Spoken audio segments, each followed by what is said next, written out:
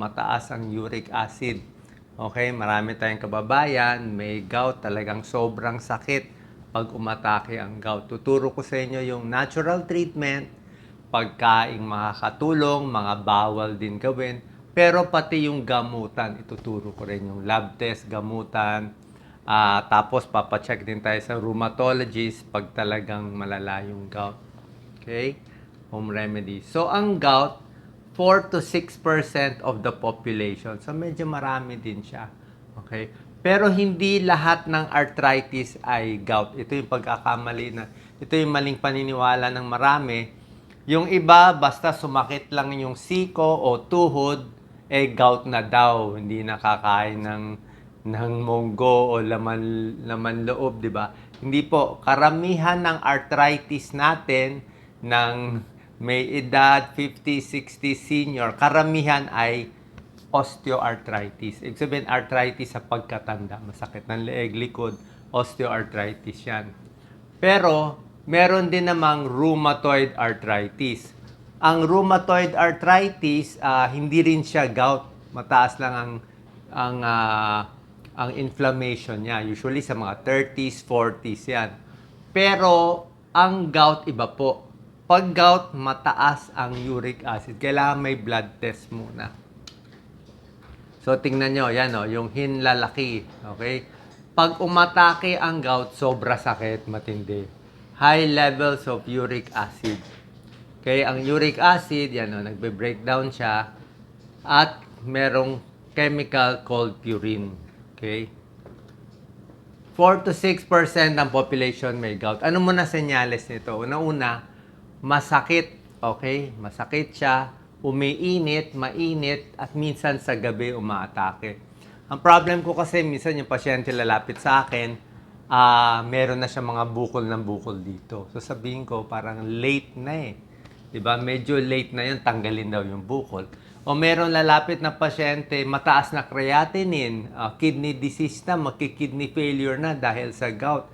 Yung uric acid nagbara na sa kidneys.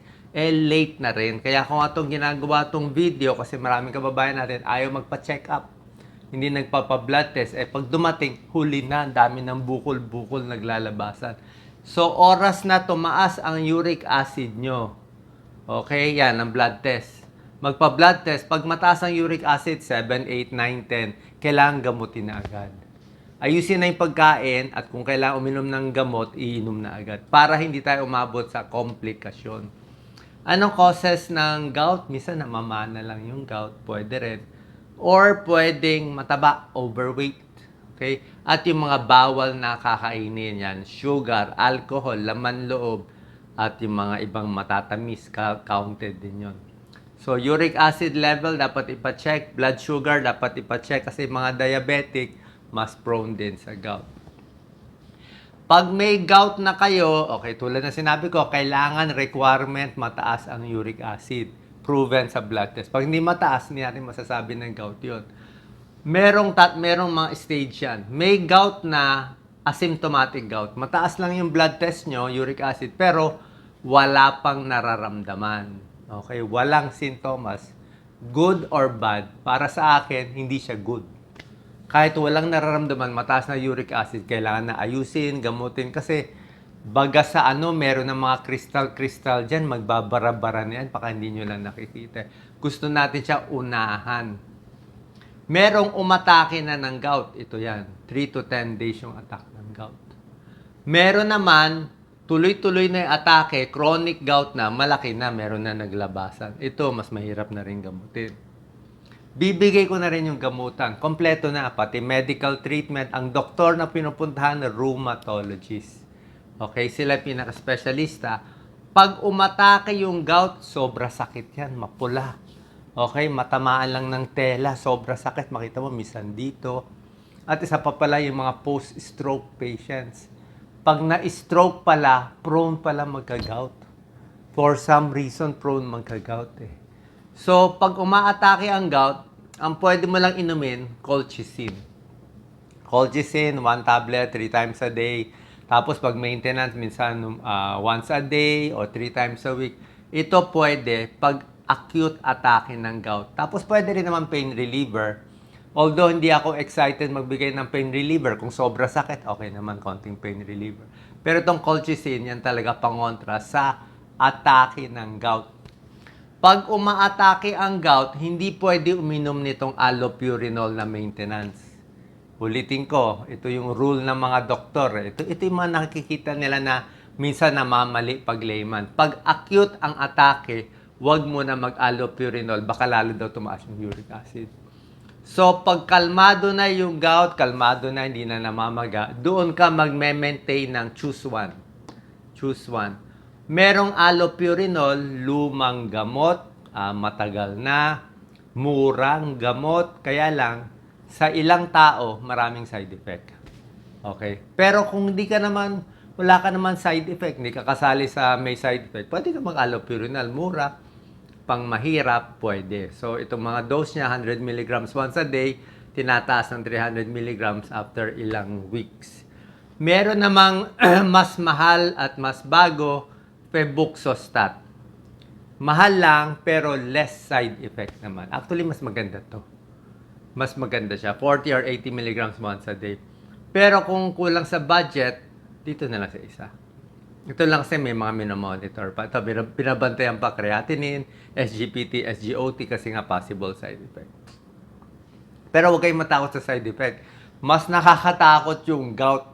Yung komplikasyon ng gout sigurado kasi may gout na kayo eh. Sigurado, di ba, malaking chance. Ito naman side effect, baka 1%, 2%, parang maliit lang ang chance. Parang seafoods, may lahat ng mahilig sa seafoods, pero yung iba kumain ng seafoods na maga, 'di ba? So parang kanya-kanya lang 'yon. Ito yung mga bawal kainin, pwede naman kainin, kaya lang tataas ang uric acid niyo, 'di ba? Laman, loob, dila, bopis, yan, high purine. 'Di ba? Nako, red meat, especially beef, steak, baka more. Sa pork meron din konting bawas, pero mas matindi ang beef. Sa chicken, meron din, pero hindi masyado. White meat, chicken, pork, a little less. Isda, may mga isda okay. May mga isda hindi okay. So ito, konting bawas. White bread, ayaw rin nila, maraming kanin, mataas carbohydrates, baka tumaas blood sugar. Sinabi ko na nga, pag diabetic, mas prone din magka-gout. Alak talaga bawal. Kita mo, beer, nagpapataas ng uric acid. Ayan, 6.5%. Pati non-alcoholic beer. So, alak. So, pag ginawa mo alak with pulutan, chicharon, bulaklak, talagang aatake ang gout. Yung mga manginginom na lalaki. Seafoods, tahong, scallops, squid, shrimp, oyster, crab, lobster, kasama ang sardinas na favorite natin. Inaulit ko, kung proven may gout, mataas ang uric acid, sige, bawal ang sardinas, bawas ang sardinas. Pero kung yung arthritis nyo, tulad na sinabi ko, osteoarthritis, dahil sa pag-edad, masakit ang tuhod, matanda na kasi, hindi po gout yun. Pwede ang sardinas. Okay, mura ang delatang sardinas. Pwede na yan, di ba? Kaysa walang protina, kaysa walang makain, di ba? Pwede na. Yung sa gout lang, yung sardines, medyo iwas. Matatamis, iwas din. So, ito mga pagkain iiwasan sa gout, matatamis, beer, alcohol, laman loob, seafoods. Ito naman mga magaganda sa gout. Ito rin mga iwasan. Ayan. Sardines, yan, laman loob, liver, kidney, bacon, scallops, yan, alcohol. Dilis. Pag low purine diet, itong gagawin natin diet, bababa uric acid. Papayat ka.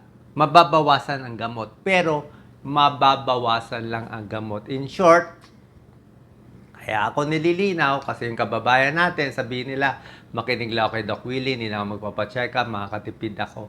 Maraming sakit pwede yun. Pwedeng tayo na lang mag-usap. Pero itong gout kasi, kahit sundin mo yung tips ko, minsan, madalas pala, kailangan pa rin ng gamot. Makikita nyo naman sa blood test ng uric acid, let's say 10. Nag-diet, naging 9, naging 8, mataas pa rin. So, kailangan tulungan mo ng gamot para hindi magka-komplikasyon. Diet parang can only move the needle a little bit. Mabababa lang konti ng uric acid, pero yung gamot mas mabilis. Tsaka hindi naman Ganun kamahal. Vitamin C rich fruits may tulong bumaba ang uric acid. Yan, pwede yan. Orange, dalandan, pongkam, pineapple. Huwag din sobra dami, ha? Baka tamas ang blood sugar.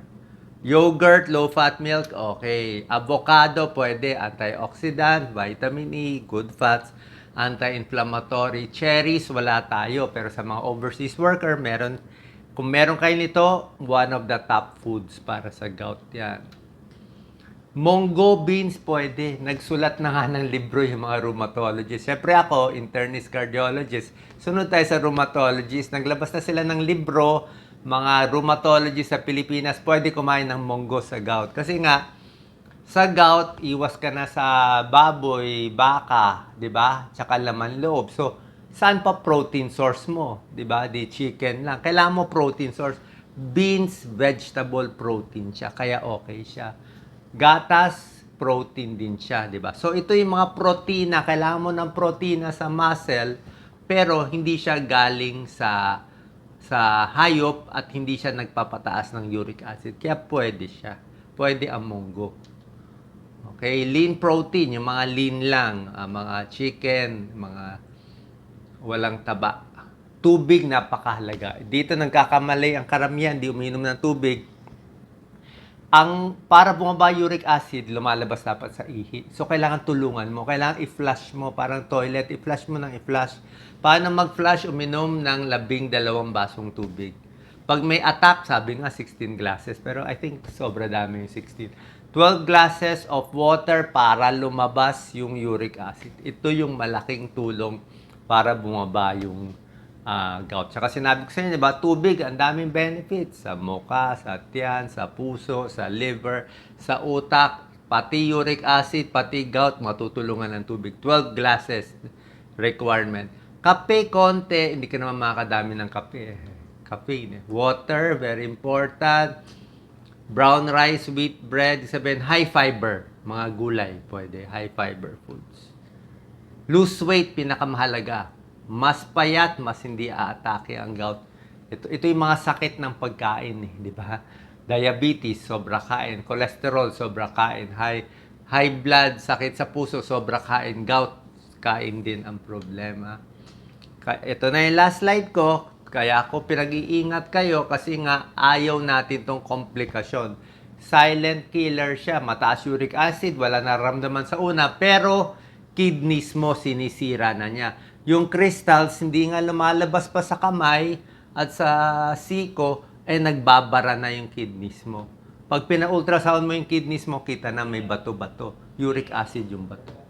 Pati joint mo may bara-bara na. Yan. Heart disease and stroke.